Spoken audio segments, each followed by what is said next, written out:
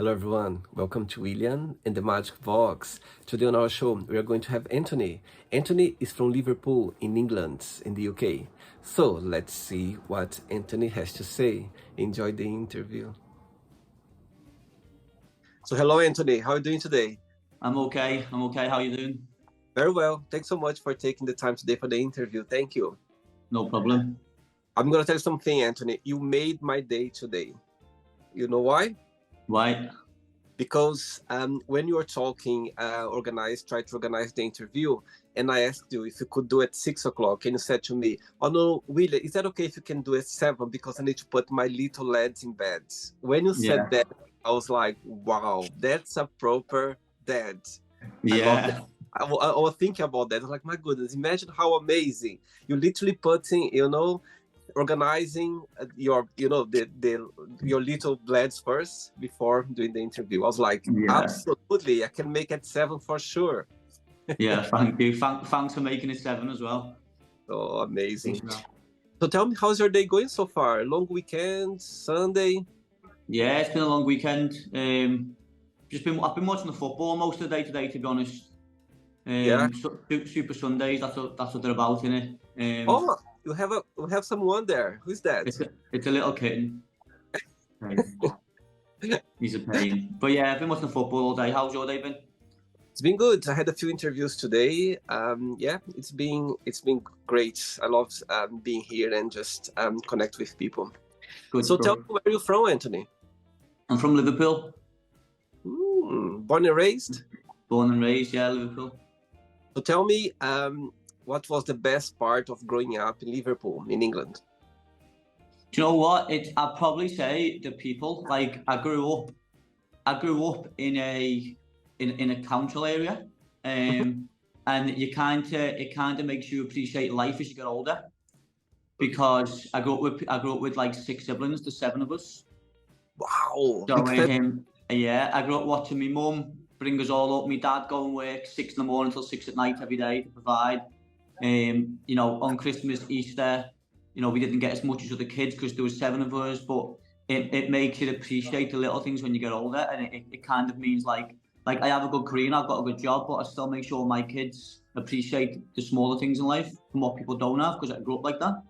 And I feel like you can find like the people who don't have as much can be the nicer people, and That's so true. So I'd probably say the people around me when I've grown up with us. Yeah, we had a lot of nice people. And you are the youngest or the oldest in the middle? I'm the youngest of 7, yeah. A bit spoiled or not? I was, not no more. Like growing up I was, but I'm 34 now, so it's not the same effect. Tell me, what do you do for work, for living?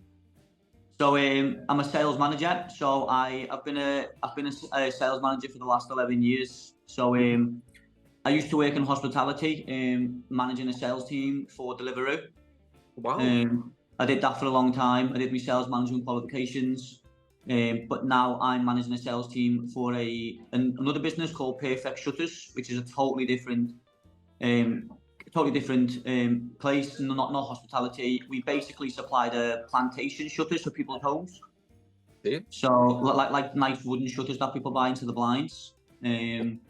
So I manage a sales team of 8 people for those at the moment. Amazing. Good. Very good. Right. So before we start our journey, William the Magic Box, I would like you to tell me something interesting about yourself. Something interesting about myself? Yeah, something that maybe not many people know about you. I have 34 tattoos. That's quite interesting.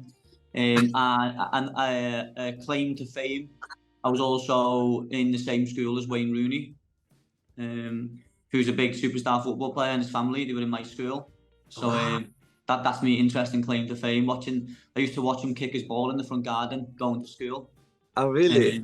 Yeah. So I knew what he was like before football. So wow, that's quite cool. Tell me, which one was your first tattoo and which one is the latest one? My first tattoo, I got my brother's name down my arm because I lost a brother in a car accident. Oh, wow. So I got his name down my arm, and then my latest one would be this neck tattoo, which is a tiger.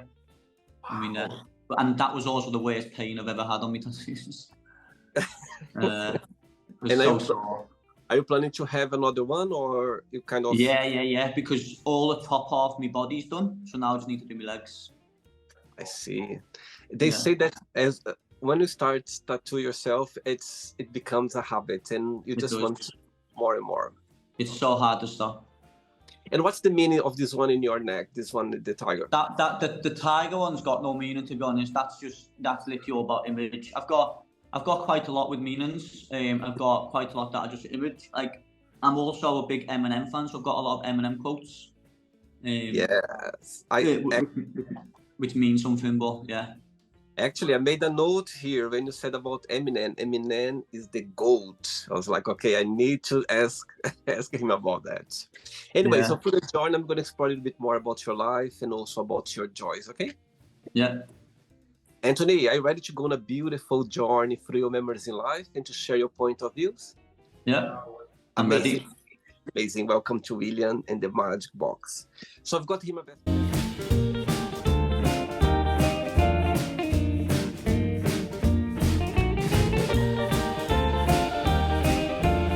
okay, from the fun questions. I'm just going to play a song now just for us to relax a bit before the first question, okay? Okay. Yeah. Let's do it. Hey, Anthony from Liverpool. So before we start the game, during the journey, if it comes up a question that you don't want to talk about, some reason you don't want to answer, always can change, okay? Yeah, of course. Great. First question for you is, what would your ideal life look like? My ideal life? Look like? My ideal life would probably be like, I've got children, you see, but I'm separated. So my ideal life would be to get that family life back in the future. Just come home and work to your companion, someone that you can come home to, relax with, share your free time with. I've never been about materialistic things. Like, a lot of people could answer the question of, somewhere abroad, living on a beach in the peace, but I chose to have children, so that's out the question for me. But yeah, it would be to just find me companion, move forward in life, share memories with, go on vacations, weekends away. I like to walk, like to climb mountains, and just find me in a peace. You know, just go to adventures with a companion and find some inner peace and create some memories. And when you think about yourself, when you think about Anthony, what's the best part of being you? What's the best part of being Anthony? I think the best part about being me is I'm very honest and I'm very forward in life. I'm really direct, so I don't hold back on what I need to say. Which people find that about me. I've also got a very wicked sense of humour, but and people come to me with advice. I'm a genuine person, so I also do some podcasts myself and some streams, and I love doing it. I do different topics, and the very real topics on real life. Yeah, so because I'm so genuine, I think that's the fun part about being me. What you see is what you get. There's just not. You're looking at me, talking to me. I'm direct about it, and you know everything I say to you is just facts. It's just how I am. Amazing, very good. Next question. Let's do it. All right. Next question is: what is your favorite guilty pleasure TV show? My favorite guilty pleasure TV show? Yeah. My favorite guilty pleasure TV show would be, do you know what? It would be a very old TV show called Kenan and Kel. Okay, tell me about it. It used to be on Nickelodeon when I was growing up as a teenager. I actually sat there a few nights ago on the Fire Stick and watched it again for the first time in about 20 years. Kenan and Kel is just these two guys that live in that best mates. They work in a grocery store, and it was on Nickelodeon. It was a comedy. One guy's quite sensible, one's really funny and stupid. But it's a cracking TV show. It's so funny, and I watched it the other day and I was still laughing at it.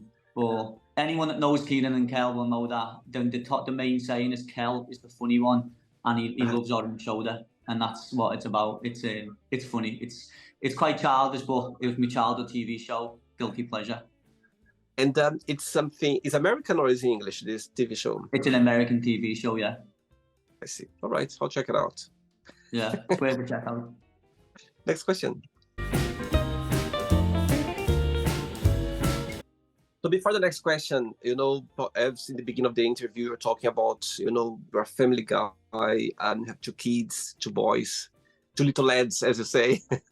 Tell me, what's the best part of being a dad? What's the biggest joy of it?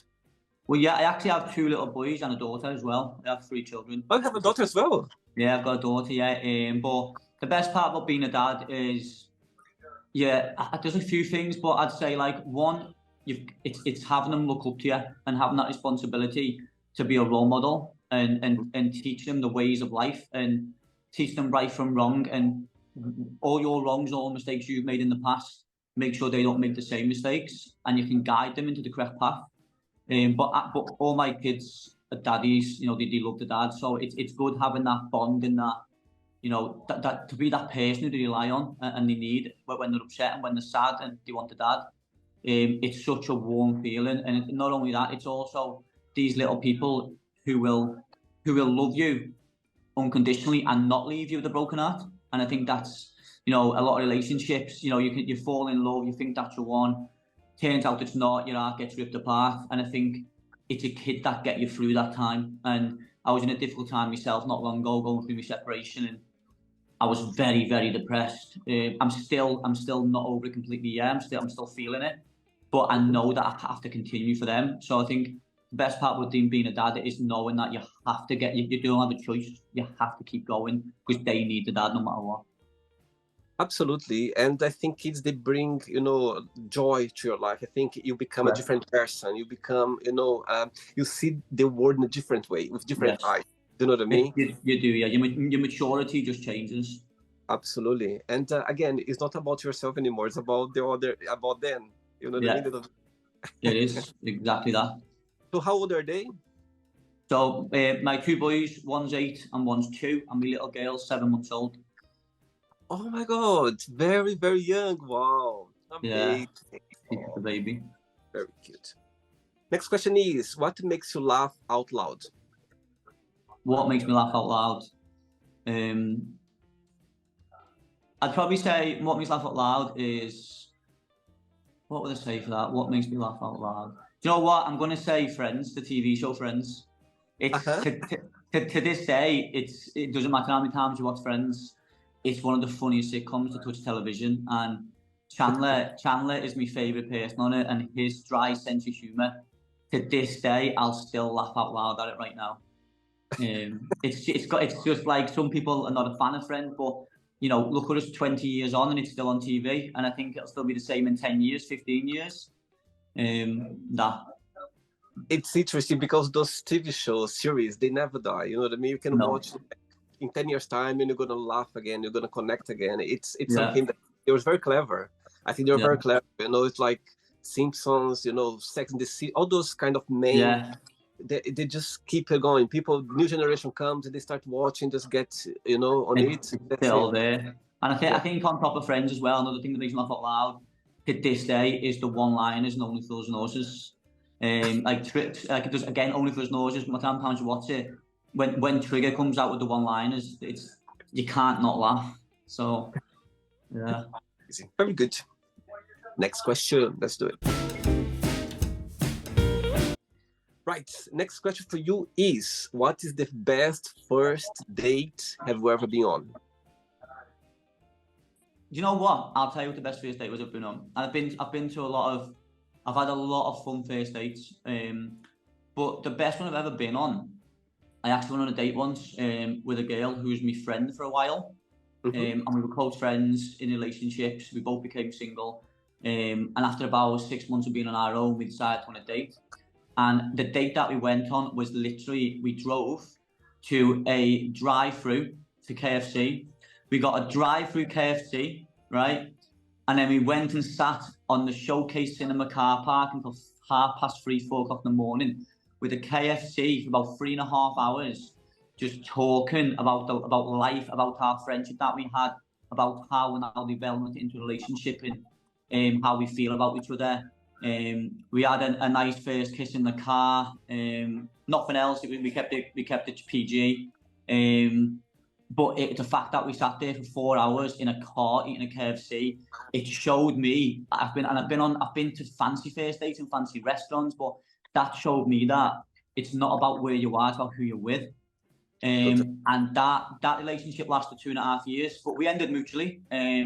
We stayed friends, we ended mutually, but it was such a cracking date because it was. I got home and I was like, wow, because it made me realise I've never looked at this girl that way until now, until tonight. But yeah, it just made me realise it doesn't matter where you are, it's who you're with. But that was a really random one. Like I said, we sat in a car park eating food, and it was just 3.5 hours of just me and her listening to music. We had Smooth FM on in the car, and we were just relaxing. Yes, I think simplicity is the beauty. You know, simplicity. There's a big again. You never forget those moments because they're so they become special. Even though if it doesn't work out for some reason, it doesn't go anywhere. But just the moment is always going to be there. Great memory, yeah. Ready for another question?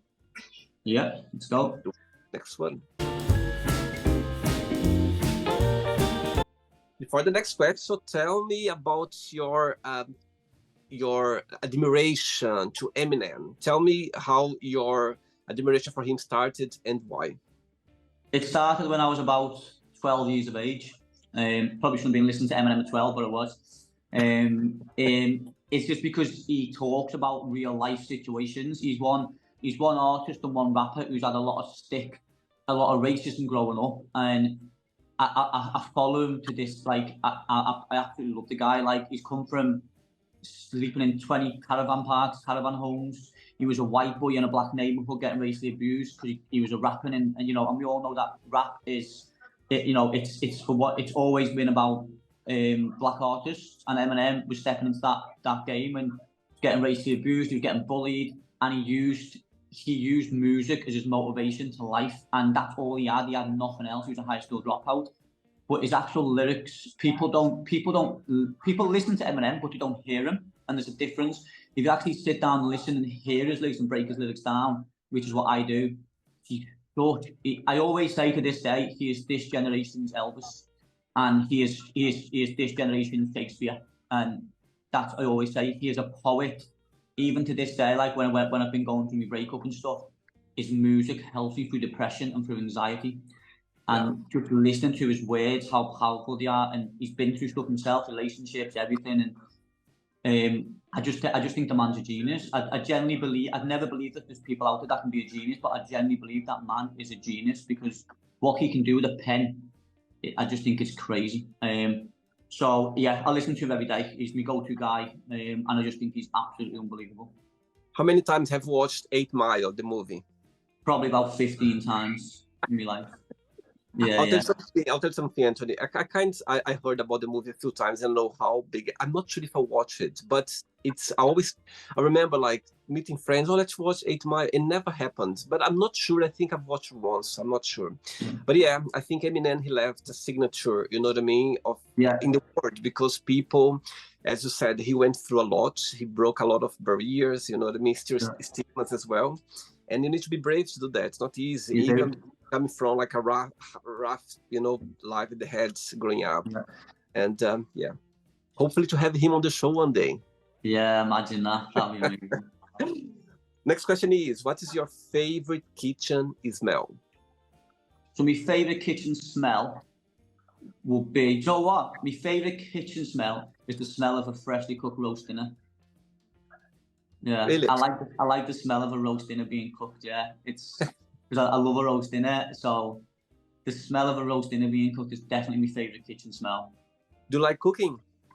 Yeah, well, I'm an alright cook. I mean, I didn't really cook when I was, you know, when with my partner, because she was a great cook. But since I'm on my own, I have to.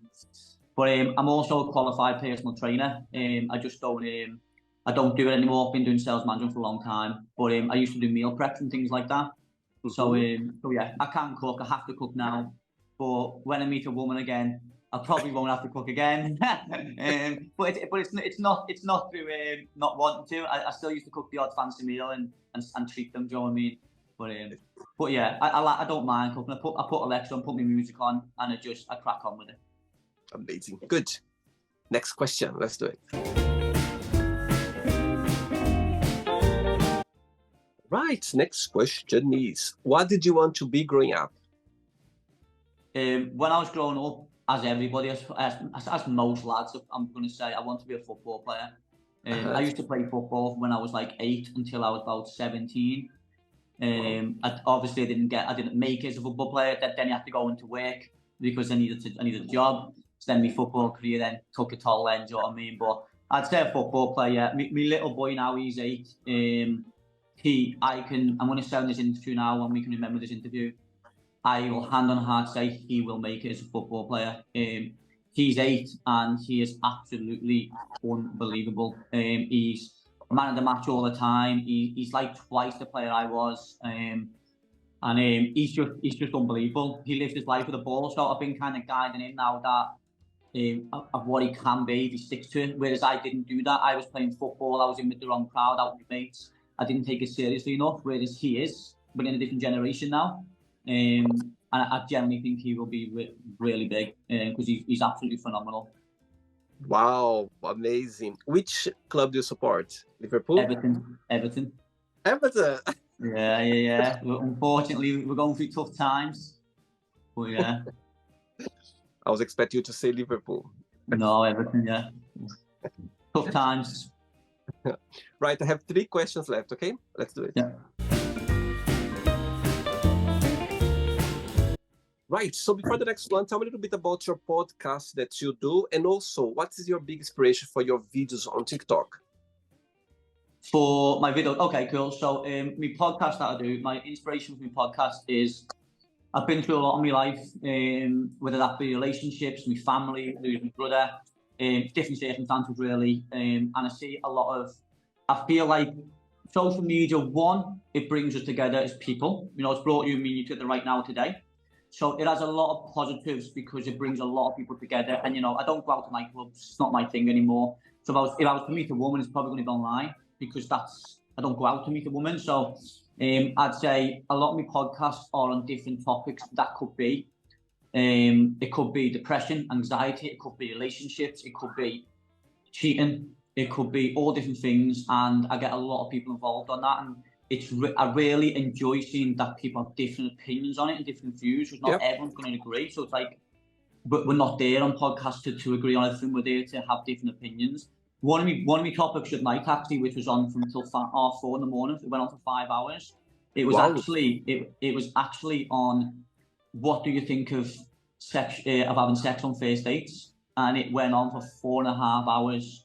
Oh my God! And the opinions were so mixed, and my opinion was quite strong, which was basically, I believe you don't think of stuff like that. You go and have your first date. If your connection's right, your vibe's right, your energy's right, and 2 people want to do what they want to do as adults, then that is down to them. And they should not be branded any names if they decide to do what they want to do, because they've enjoyed each other's company, the energy's there, and that's down to them as adults.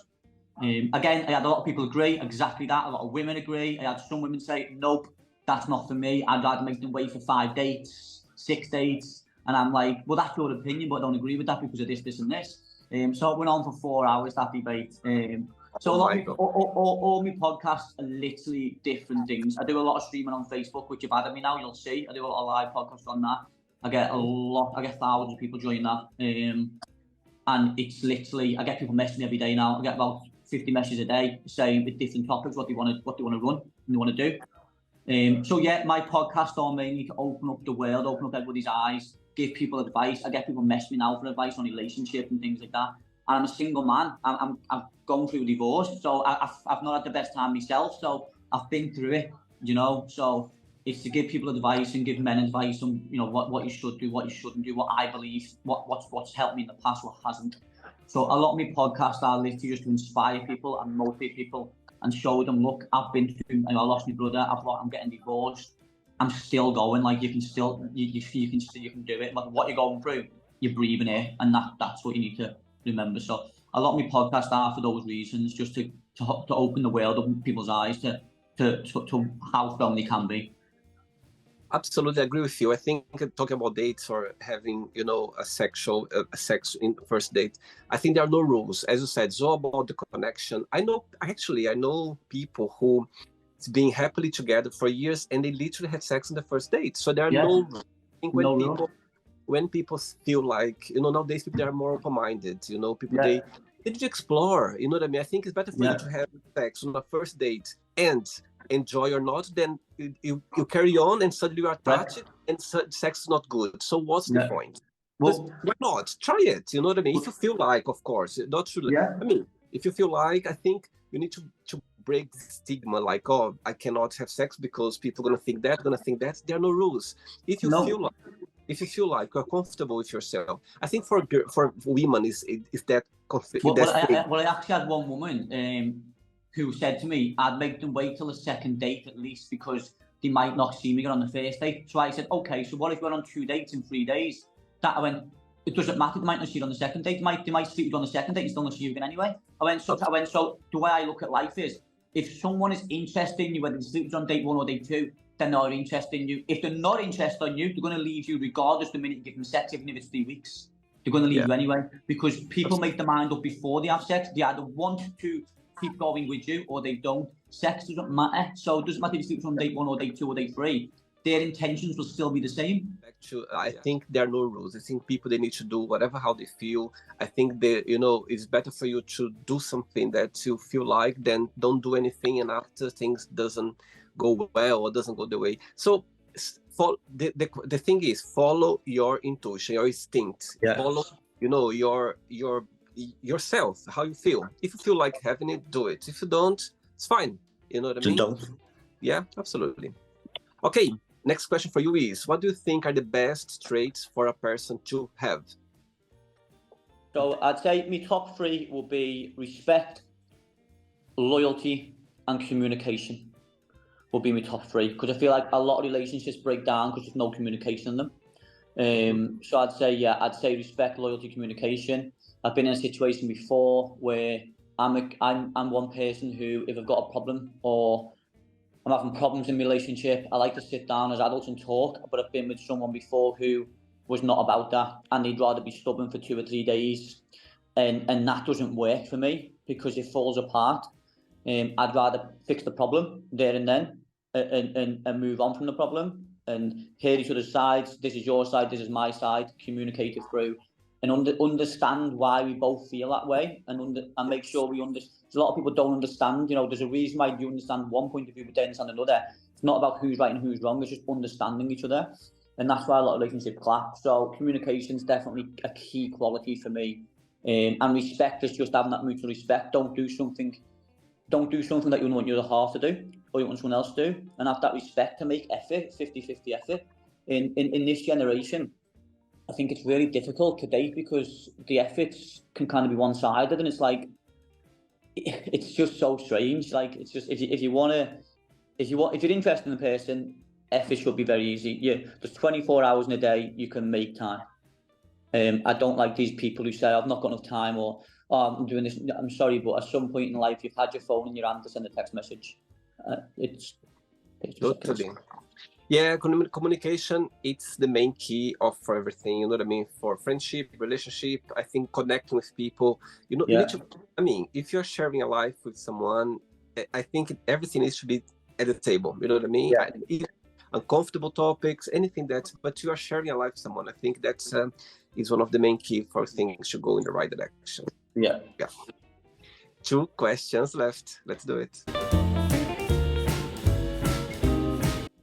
Right, next question for you is, what season of the year you feel more connected with and why? I'd say the winter. I love winter. I prefer winter over summer.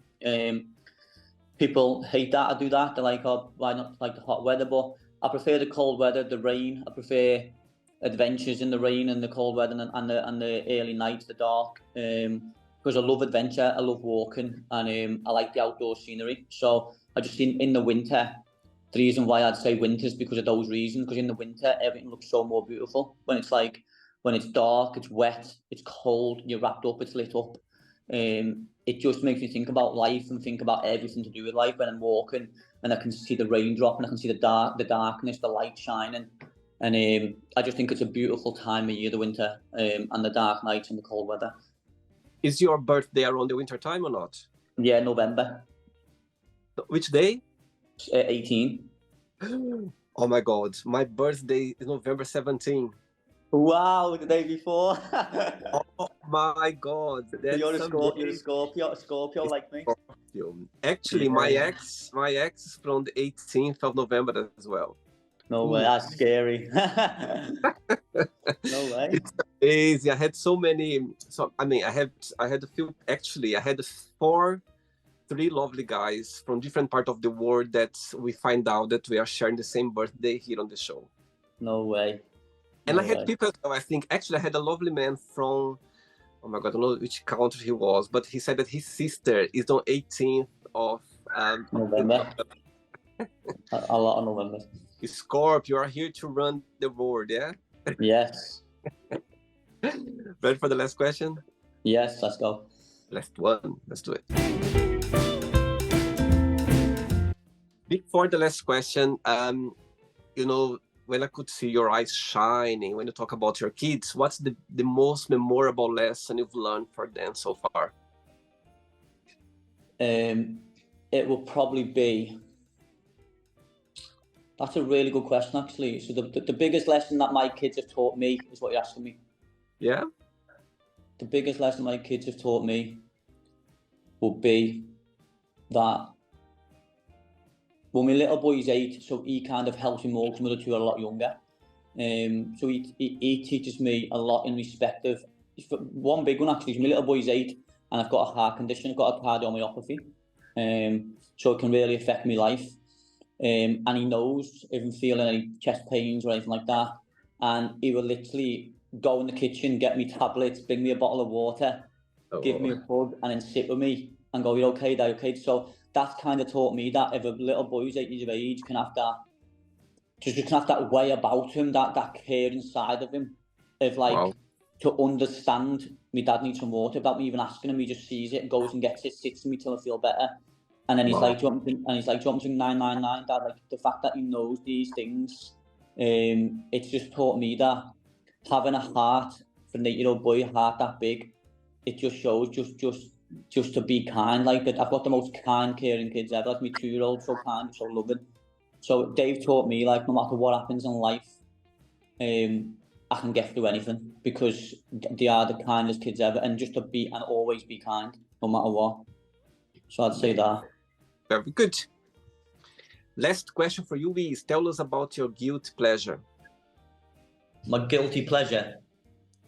So my guilty pleasure will be, do you know what it is? Actually, I've got a really good one for my guilty pleasure. Because it's so weird. My guilty pleasure would be a big, massive plate of corned beef hash, but with loads of vinegar on it. So growing up in my household, my mum used to make corned beef hash at least twice a week because we were like that. And I was the only one who used to sit there with a big tub of vinegar and just pour vinegar all over my corned beef hash, and it stinks the whole house out. And my mum would be like, "Why are you putting vinegar on corned beef hash? It stinks the whole house out." And it was just, to this day, when I have corned beef hash, I still put vinegar on corned beef hash. And people think that is so weird, but for some reason, I love vinegar on corned beef hash. And it's corned beef hash is also my favourite meal to eat. It's so simple to cook. I enjoy it, but with vinegar on it, it's definitely my guilty pleasure. When I smell the smell of vinegar, I'm gonna remember you now. On corned beef hash. Yeah. I did have one guilty pleasure. I used to have a guilty pleasure for a person, for an artist, and everyone used to wonder why, because it was such a strange guilty pleasure. But my guilty pleasure for a musician artist was Avril Lavigne, and she's just so opposite to what I'm used to going for. But I had this guilty pleasure for Avril Lavigne dressed in like snapbacks, and the way Avril Lavigne dressed, because she's like a skater. So she's a proper skater woman, proper like emo chick. Yeah. And I had a proper guilty pleasure for her growing up. Yeah. There we go. Amazing. Okay, it's not the end yet. Let's play now the word association game. Okay, I'm going to give away some words. Just tell one word that comes to your mind. Quick thinking, okay? One word. Just one word. Okay, one word for family. One word for family would be love. Money.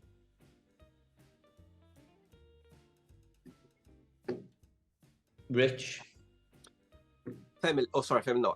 One word for life. Precious. Love. Tough. It can be tough, painful. One word for sex. Good. Politics. Boring. Religion. Boring. Fear. Michael Myers. Again? Oh, it's one word, isn't it? So I That's can't okay. do two words. It's okay, not a problem. What'd you say? Michael Myers. I'm terrified of him. See? Friendship. Strong. Desire. Desire. Hunger. Regret. A lot. Right next door, weren't you? Oops, I can hear someone. Oh, One word for success. leadership. Wish. Brother. Happiness. Success. One word for Liverpool. Amazing. One word for England. Amazing. One word for Eminem. Genius. And the last one now, one word for Scouser. Kind. Amazing. I love it. I have a good friend called from Liverpool, and when I find out about Scouser, I was like, oh, that's interesting. People from Liverpool, they are called Scouser. I like that. Yeah. Right. So let's pretend now I'm going to meet your best friend for a coffee, and I'm going to ask your best friend, tell me the most beautiful thing about Anthony, and what's something that he still needs to work on to improve on. What your best friend would say about you. So he would say one of the best things about Anthony is he's a genuine, honest, loyal person. So like I said before, at the beginning into what you see is what you get. So you'll know with Anthony that there's no, without swearing, there's no bullshit in him. He's what he says is what he means. And if he says he's going to do something, he will do it. He's a very genuine, kind person, is what they would say. One thing he would say I'd need to improve on will be my stress levels. One thing he does need to work on is he can become stressed very, very easy, and he can react to the way he's feeling with urgency rather than sitting back thinking about something and then acting. He'll act too quickly to certain situations, and then he'll regret that how he's acted afterwards. And that's definitely something they would say about me. They would say he acts too quickly to stress or to certain situations, and he knows that it's wrong how he's acting. So he needs to, and then he's take a step back, apologise, but could be too late to apologise. So he would definitely say he needs to sit back in certain situations and think before he acts, because that's one thing he doesn't do. Very Scorpio. It is very Scorpio. I know exactly what I say. When you're saying, I could see myself, like my friends telling me, William, pay attention to your emotion. Very intense. Scorpio can be very intense. Sometimes we go with a lot of emotions. You know, Scorpio, a lot. So Scorpio. Anyway, let's play now, Anthony, and the magic box, and you can ask me a question. But before you ask me the question, people they stop you or they approach your social media because of your blue eyes? Yes, all the time. When I saw your videos, like, oh my God, look his eyes. Yeah, all the time. Like, even like on my social medias, Facebook, even like a lot of females, the first thing they mess me over is, oh, your eyes, and things like that. It's the first thing they notice. And I'm like, yeah, there's a lot more to me behind these eyes, like, than just my eyes, but yes, thanks. Or I get stopped a lot if I'm out, are your eyes real? I had one girl, I was actually out in a nightclub one time, and she put her hand in my eye to prove that I didn't have lenses in. Yeah, there are different kind of blue eyes, but yours is unique because blue eyes, they can be quite light, but yours is very dark blue. Like, yeah. Okay, you can ask me a question now, Anthony. So I'm going to ask you a question that's obviously not related to the box, something totally different. So, I would like to know what your